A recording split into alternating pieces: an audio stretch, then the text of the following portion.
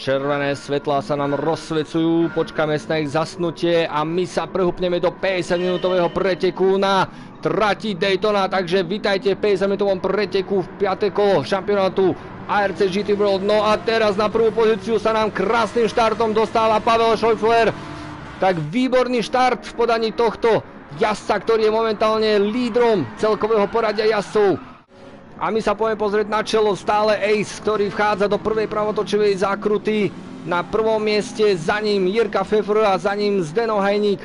Zatiaľ to vyzerá tak, že všetci jazdci si nechávajú dostatok priestoru. Až Procházka sa teraz bude musieť brániť na túto pravotočivú zákrutu pred Dumasom, ale zároveň aj jeho tímovým kolegom Adamom Chlebekom, ale zdá sa, že Lukáš Procházka to zvládol, mal výborný výjazd.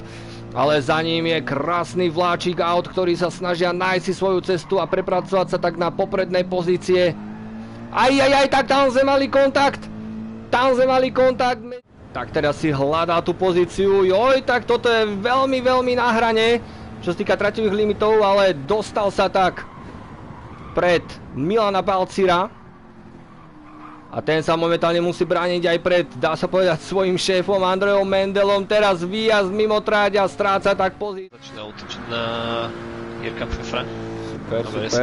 Stranu, áno, a teraz sa mu to... A dostalo krásne sa pred neho.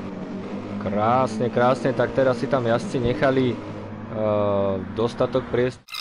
Krásny štvorsúboj, Lukáš Procházka zľava aj sprava, obletovaný Dominikom Zeleným, Jirkom Pfefferom, ale do súboja sa tam zapojil, mám pocit, že to je Ladislav Petrík. Tak teraz Dominik Zelený, široký ako baggy pants. Adam Chlebek sa snaží nájsť si svoju pozíciu a snaží sa na vnútornú pozíciu to poslať, ale Jirka Pfeffer to celkom slušne bráni a Adam Chlebek nakoniec neútočí, lenže teraz veľmi nepodarený výjazd. Tak Jirka Pfeffer teraz prišiel o dve pozície. No tak teraz má Zdeno veľmi ťažké chvíle, pretože z jednej strany Lukáš Procházka, z druhej strany Adam Chlebek. Jednoducho tie Mercedesy sa derú dopredu a chcú sa dostať pred BMW. To už asi Zdenovi nevydá. Tak teraz to chalani z KKR spravili výborne a obidvaja sa dokázali ešte pred T1 dostať cez Zdena Hajníka na B. Medzičasom musí brániť aj pred Jirkom Pfefferom, ktorý sa už dostal pred jeho úroveň, ale momentálne je Zdeno Hajník na lepšej pozícii v badstope. A tak si ale krásne to využíva KM za nimi. Áno, ten sa tam prirútil jak taká veľká voda. Ktorú cestu si vyberie Martin Mendel? Zase tu bol kontakt, ale teraz sa mi zdá, že Jirka Pfeffer tam trošičku agresívnejšie išiel do Zdena Hajníka.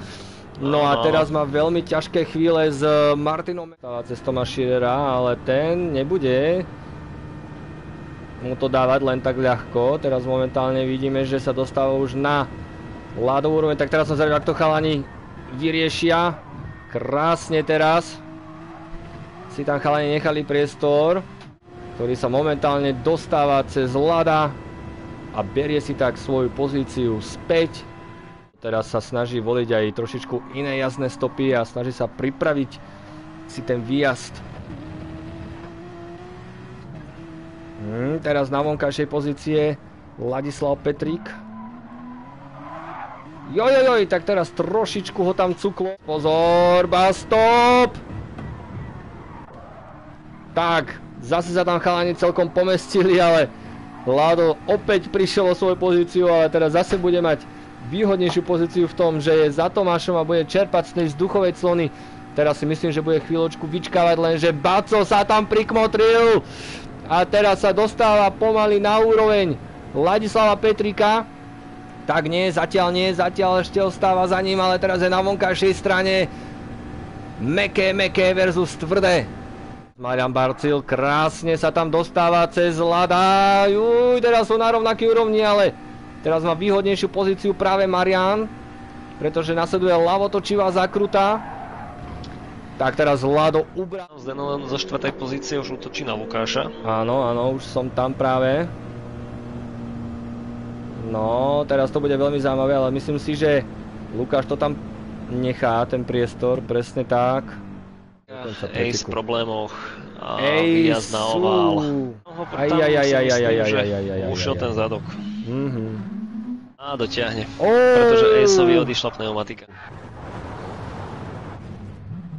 Cieľa ostáva už len niekoľko 100 metrov, takže v dnešnom 50-minútovom preteku si víťazstvo odnáša slovenský jazdec Zdeno Hajník, ktorý momentálne pretína cieľovú pásku.